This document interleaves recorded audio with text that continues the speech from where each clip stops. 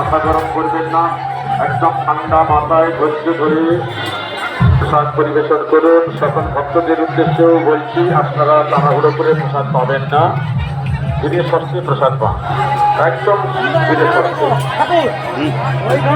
আনন্দের সহিত বসে বসে প্রসাদ পান, একদম তাড়াহুড়ো করবেন না।